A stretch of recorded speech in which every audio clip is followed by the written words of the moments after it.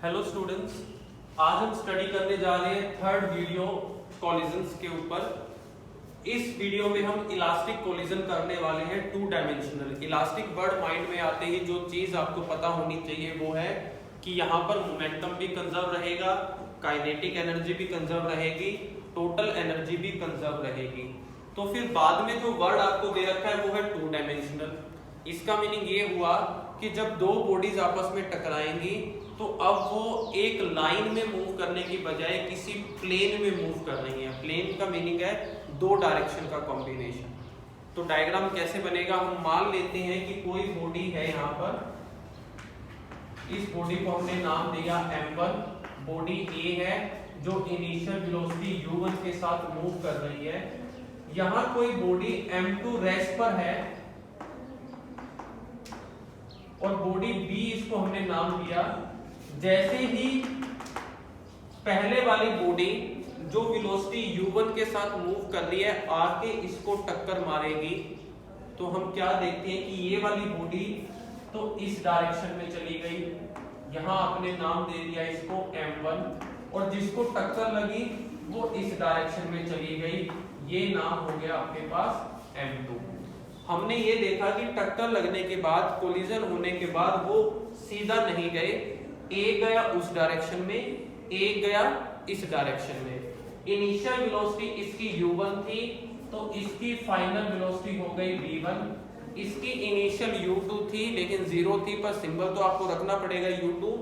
इसकी फाइनल हो गई हमारे पास v2। मान लीजिए इसने एंगल बनाया थीटा, इसने एंगल बनाया फाई। ये एंगल्स थे हमारे। अब आपको रिजॉल्व करना पड़ेगा, पहले इनको रिजॉल्व करते हैं। देखिए, या रिजॉल्व करने से पहले साथ साथ पार्ट शुरू कर लेते हैं। सबसे पहली चीज जो हम यहाँ पर करने वाले हैं वो है काइनेटिक एनर्जी का जो है हम कंजर्व फॉर्म लिखेंगे एज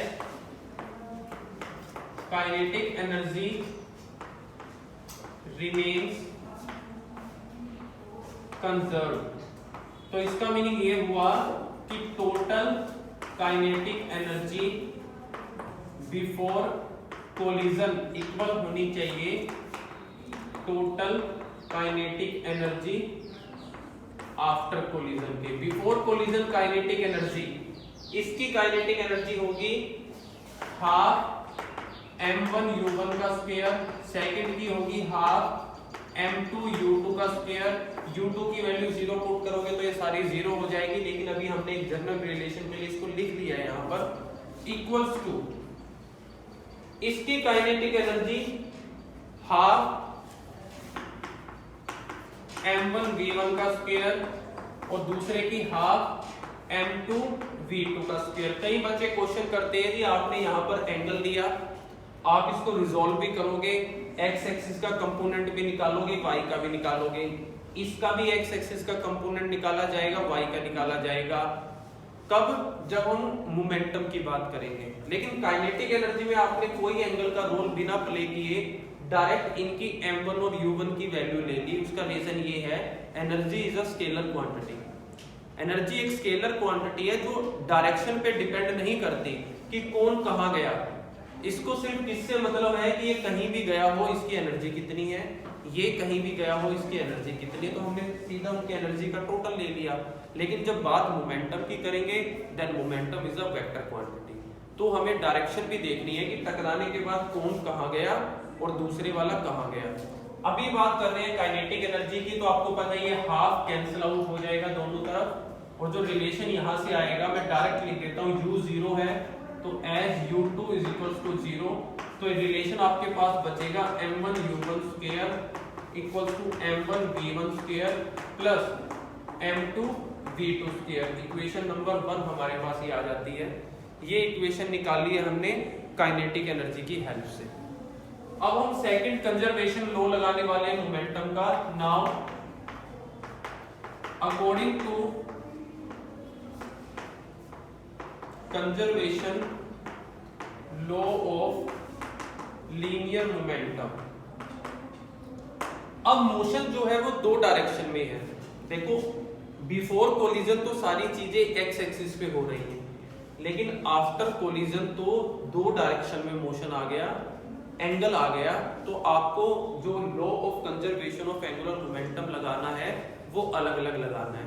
एक बार हम एक्स एक्सिस की बात करेंगे, एक बार वाई एक्सिस की बात करेंगे। तो पहले हमने लगाया अलोंग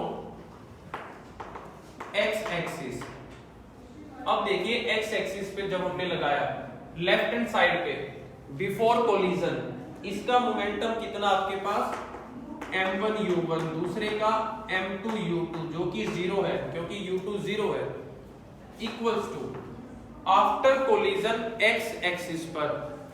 आफ्टर कोलिजन तो x एक्सिस पे कुछ नजर ही नहीं आ रहा आपको, तो हमें क्या करना है, इसके मोशन को रिजॉल्व करना है, इसका मोमेंटम रिजॉल्व करना है। मोमेंटम क्या है m1 v1। इस m1 v1 का x एक्सिस पे कंपोनेंट होगा m1 v1 cos थीटा। आपको पता है हॉरिजॉन्टल के साथ cos थीटा लिया जाता है, वर्टिकल के साथ sin थीटा लिया जाता है। तो ये वर्टिकल लाइन ड्रॉ कर ली हमने, यहां हो जाएगा m1 v1 sin theta. Similarly इसका ये है बेस जहां पर फाई बना हुआ है, इसका कंपोनेंट यहां आ जाएगा m2 v2 cos फाई और यहां आ जाएगा m2 v2 sin फाई। अब हमने रिजॉल्व कर लिया है। अब देखिए x एक्सिस पे कंजर्वेशन लो, बिफोर कोलिजन तो आपने लिख लिया, आफ्टर कोलिजन इन दोनों का मोमेंटम ये है, टोटल करना है आपको तो टोटल करके हम लिख देते हैं m1 v1 cos theta m2 v2 cos phi.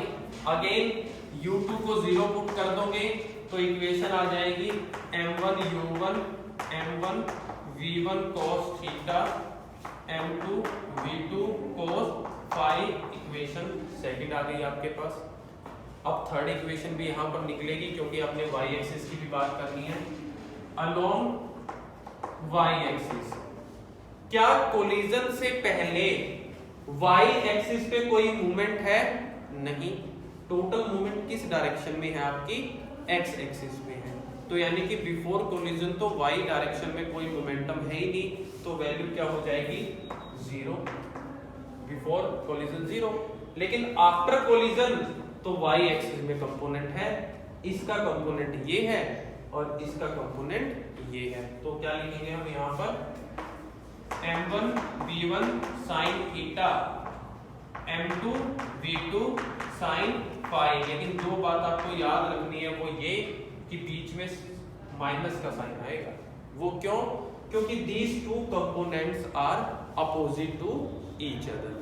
ये दो कंपोनेंट तो दोनों x एक्सिस की डायरेक्शन पे थे, लेकिन इसका वर्टिकल और इसका वर्टिकल तो एक दूसरे के अपोजिट है।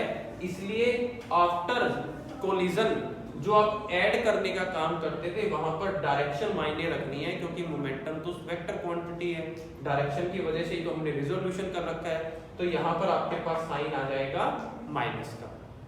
ये तीन इक्वेशन जो आपको निकालनी थी वो हमारे सामने आ चुकी है। ये क्वेश्चन यहीं ओवर हो जाता है, लेकिन जो हमें करना है वो है इसके स्पेशल केस, जहां पर आपको एक चीज प्रूफ करनी है जो मैं आपको पहले ही बता देता हूं, जिसे हम प्रूफ करेंगे। और क्वेश्चन कई बार इलास्टिक कोलिजन इन 2 डायमेंशन के नाम से ना आके सीधा वो चीज पूछ ली जाती है जो हम करने जा रहे हैं। वो क्या पूछते हैं? वो ये पूछेंगे कि show that when 2 particles separated in 2 direction after collision then angle between them is 90 degree. कहने का मीनिंग क्या हुआ कि आपको ये प्रूफ करना है कि जब किसी चीज को पीछे से आके कोई टक्कर मारे और वो दोनों अलग अलग डायरेक्शन पर चले जाएं इलास्टिक के केस में, तो आपको ये प्रूफ करना है कि जो फिर उनके बीच में एंगल बना है वो एंगल कितने का होना चाहिए? 90 का होना चाहिए। यहां के अकॉर्डिंग क्या प्रूफ करना है? अगर आप प्रूफ कर दो कि थीटा प्लस फाई किसके इक्वल आ जाता है? 90 के इक्वल आ जाता है, तो हम अपनी बात को प्रूफ कर चुके हैं। उसके लिए हमें इसका स्पेशल केस करना है। केस वही जो आपने सबसे फर्स्ट 1D में किया था कि पहला काम क्या है कि मान लेते हैं दोनों के मासेस जो है वो क्या है? सेम है। तो केस देखें, हम केस करने जा रहे हैं यहाँ पर। Case first, if m1 is equals to m2 is equals to n, जो वैल्यू m1 की है वही m2 की है, वही किसकी है, m की है। तो क्या होंगी तीनों इक्वेशंस, यहां देखते हैं पहले। अगर ये दोनों सेम है तो कॉमन आ जाएगा, और वो कॉमन इस वाले m से कैंसिल आउट हो जाएगा, सबको पता है इस चीज का। तो इक्वेशन जो बचेगी आपके पास वो है u1 square is equals to v1 square plus v2 square. ये है आपके पास first equation after putting this condition. ये है सेकंड इक्वेशन। अगर m कॉमन हो गया, ये दोनों सेम है, m कॉमन लिया, इस m से कट जाएगा ये भी, तो यहां क्या बचेगा, u1 is equals to v1 cos theta plus v2 cos phi. Second equation में m गायब हो गया। थर्ड इक्वेशन में वही चीज, m दोनों में से कॉमन लेके इस तरफ 0 के अपॉन में आ जाएगा तो 0 हो जाएगा। तो यहां भी जो इक्वेशन बचेगी वो बचेगी 0 is equals to v1 sin theta minus v2 sin phi. तीन इक्वेशन हमारे पास बन गई उन तीन इक्वेशंस की जो आपने मेन बनाई थी। इन तीनों इक्वेशनों में जब आपने ये वैल्यू पुट की कि m1 और m2 को सिर्फ m लिख दो तो आपके पास ये रिजल्ट आ गया। ठीक है, अब फर्दर करने के लिए डायग्राम हम यहां से रब कर रहे हैं, क्योंकि डायग्राम की अब नीड नहीं पड़ेगी। अब सिर्फ नीड हमारे पास जो है वो कैलकुलेशन की है। आप समझ चुके हो डायग्राम में हमने क्या किया था।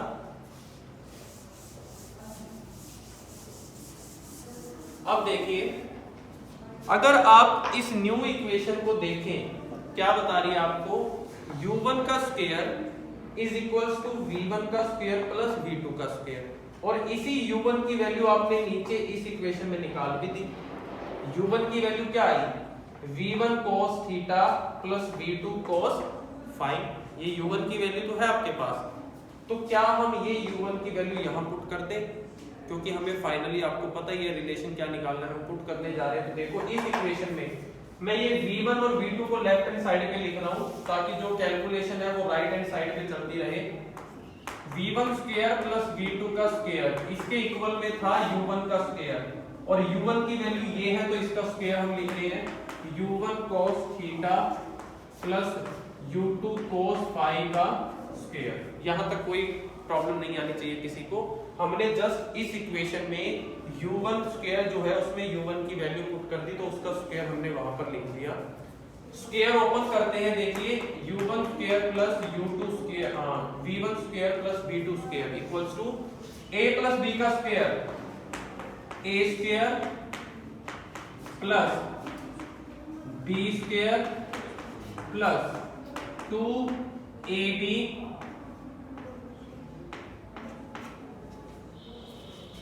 इसका स्क्वायर ये आ गया v1 का स्क्वायर cos स्क्वायर थीटा, इसका स्क्वायर ये आ गया v2 का स्क्वायर cos स्क्वायर फाई, और टोटल में लिखना था 2 इंटू a एंड b, तो 2ab। क्लियर। अब देखिए v1 और v2 इन दोनों को इस तरफ ले आइए, क्योंकि ये भी यहाँ पर v1 और v2 का स्क्वायर है, यहाँ भी v1 का स्क्वायर है, यहाँ भी v1 का स्क्वायर है, यहाँ v2 का स्क्वायर है, इसमें भी v2 का स्क्वायर। तो हम कॉमन ले सकते हैं, इन दोनों टर्मों को इस तरफ ले आते हैं। तो v1 स्क्वायर इसको इधर लेके आए minus v1 square cos square theta plus v2 square इसको इधर लेके आए minus v2 square cos square phi, और राइट हैंड साइड पे सिर्फ रह गया v1 v2 cos theta cos phi. अब देखिए पहले में से आपने v1 स्क्वायर कॉमन लिया तो अंदर रह गया 1 माइनस cos स्क्वायर थीटा, दूसरे में से v2 का स्क्वायर कॉमन लिया तो अंदर रह गया 1 minus cos square phi. Right hand side आपकी सेम चल रही है, उसमें कोई चेंज नहीं आया। अगर आप ध्यान से लेफ्ट हैंड साइड को देखो, थोड़ी सी ट्रिग्नोमेट्री आपको आती हो तो आपको पता होगा कि 1 minus cos square theta equal होता है sin स्क्वायर थीटा के। तो यहाँ आ जाएगा v1 square sin square theta, यहाँ आ जाएगा v2 square sin square phi, और इक्वल में आ गया 2v1 v2 cos theta cos phi. आपको ऐसा ही फील आने लग जाएगी इस क्वेश्चन में कि जैसे कोई मैथ की हम थ्योरम प्रूफ कर रहे हैं। फिजिक्स अब कहीं नहीं रही, फिजिक्स सिर्फ यहाँ तक थी जहां तक आपने इक्वेशन ना बना ली मोमेंटम और एनर्जी का कंजर्वेशन लॉ लगा के। अब एक थ्योरम आ गई है जिसमें आपको इक्वेशंस दे रखी है और आपको एक प्रूफ करके दिखाना है कि थीटा प्लस फाई 90 डिग्री के इक्वल आना चाहिए। उसी प्रूफ को हम कर रहे हैं। अब देखिए ये इक्वेशन आगे सॉल्व करने के बाद अब इसमें नया क्या चेंज करने वाले हैं वो यहाँ देखिए। थर्ड इक्वेशन आपने ये निकाली थी सेम मास पुट करके। अब क्या है इस इक्वेशन में कि v1 sin theta minus v2 sin phi 0 के इक्वल है। तो क्या इस इक्वेशन को मैं ये लिख सकता हूं कि v1 sin थीटा इक्वल है v2 sin फाई के। माइनस वाले को दूसरी तरफ ले आए, दोनों इक्वल हो गए।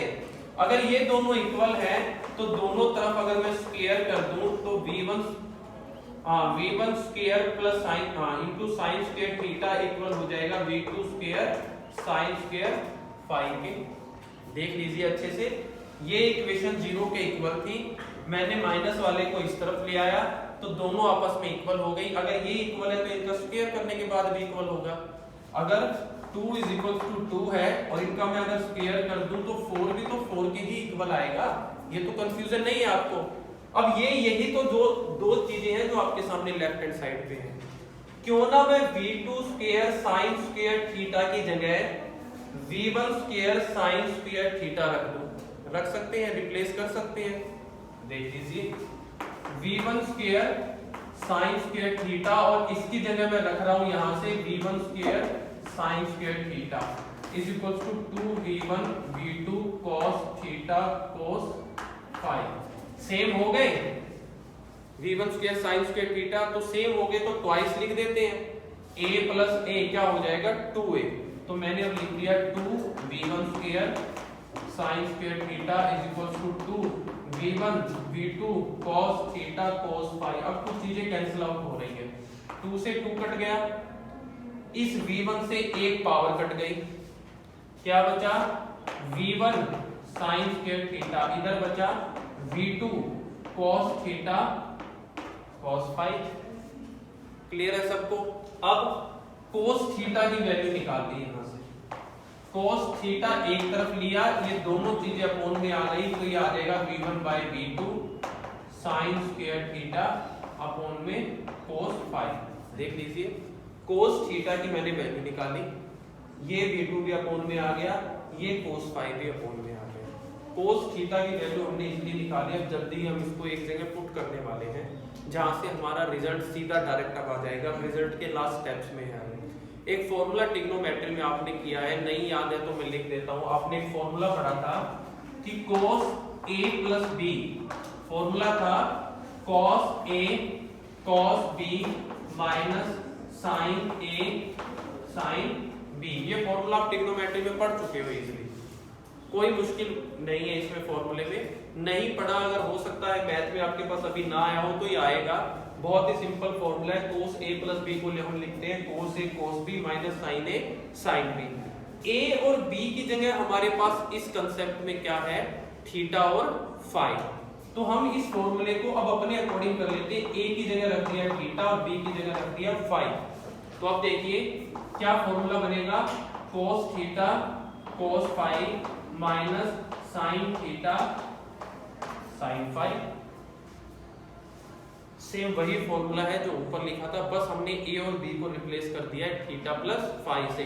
अगर ये डायरेक्ट फॉर्मूला मैं आपको थीटा और फाई के फॉर्म में लिख देता तो आप कंफ्यूज हो जाते, क्योंकि जहां आप ये फॉर्मूला पढ़ने वाले हो या जहां आपने फॉर्मूला पढ़ा है वहां पर आपने a और b की फॉर्म में पढ़ा है। तो थीटा एंगल जनरली ज्यादा कंफ्यूज कर देते हैं आपको। अब देखिए इस पूरी इक्वेशन में एक चीज हमारे पास है, वो है cos थीटा। उसी cos थीटा को हम यहाँ पुट करने वाले हैं। देखिए लेफ्ट हैंड साइड पे तो है cos थीटा प्लस फाई, यहाँ cos थीटा की वैल्यू है v1 by v2 sine square phi theta upon में cos फाई। ये है वैल्यू cos थीटा की।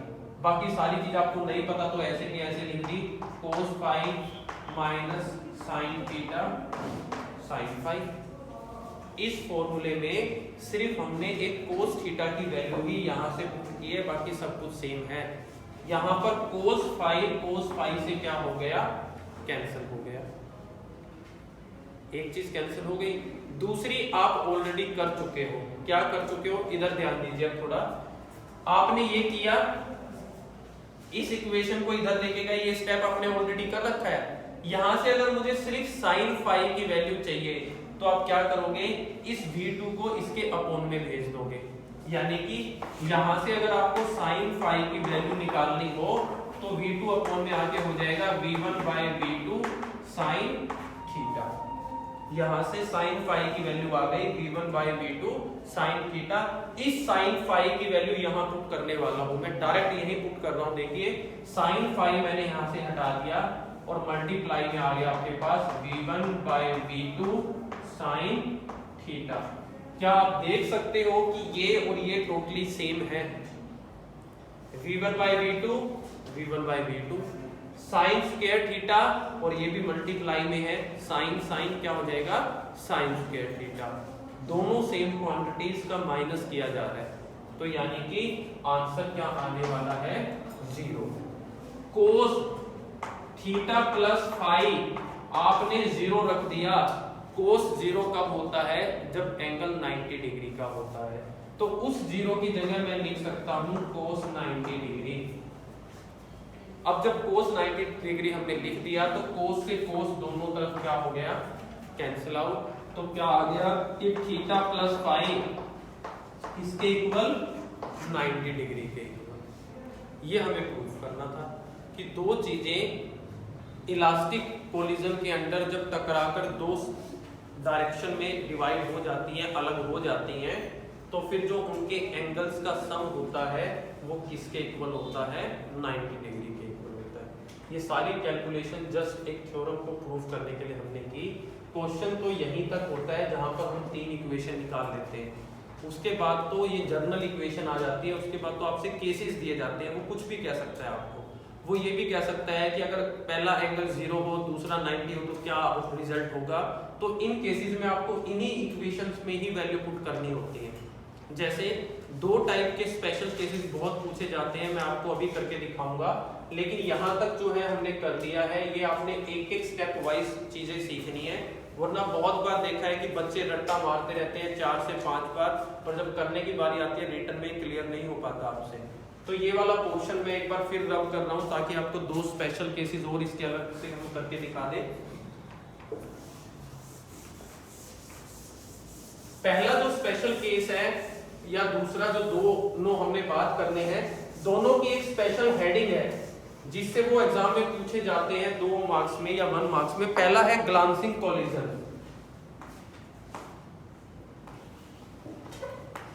ग्लांसिंग कोलिजन ये है, आप पहला इसने आपने अगर इसको स्पेशल केस 1 दिया है तो इसको 2 मान दीजिए कि केस सेकंड हम करने वाले हैं।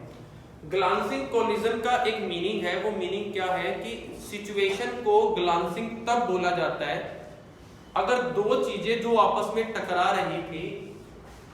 छोटा सा मैं एक डायग्राम बना रहा हूं आपको ताकि आपको याद रहे कि एक चीज तो यहां गई, एक चीज यहां गई, ये बी, ये ए, ये एंगल था थीटा और ये एंगल था फाई, आपको याद रखने के लिए। अब ग्लांसिंग कोलिजन ये कहता है कि टकराने के बाद थीटा तो 0 हो जाएगा और फाई 90 हो जाएगा। ग्लांसिंग कोलिजन अगर नाम दे दिया तो आपको ये याद रखना है कि इसकी कंडीशन है कि theta is equals to 0 and phi is equals to 90। जब इस तरीके का कोलिजन हो तो ग्लांसिंग कहलाता है। कैसा है ये कोलिजन कि जो बॉडी पीछे से आ रही थी वो तो बिल्कुल सीधी चली जाए। एंगल थीटा किसका था, जिसने टक्कर मारी। दोबारा देख लो, ये बॉडी बी है और टक्कर मारी है बॉडी ए ने बी को टक्कर मार के ए ऊपर गया, थीटा एंगल बनाया।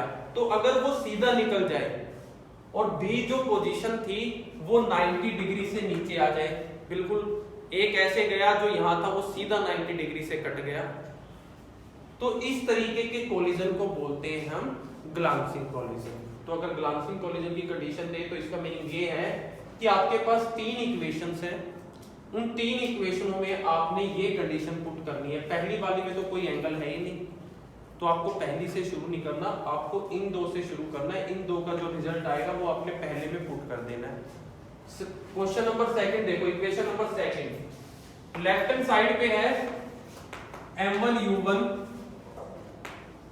इधर देखिए थीटा 0 कोस 0 क्या होता है 1, तो यहां रह जाएगा आपके पास m1v1 फाइन 90 तो cos 90 तो 0 होता है, ये पूरी टर्म क्या हो गई 0। आपके पास सिर्फ ये बचा और इसमें बचा m1v1, m1 से m1 कट गया यानी कि u1 किसके इक्वल आ गया v1 के इक्वल आ गया। ये इक्वेशन तो सोल्व हो गई।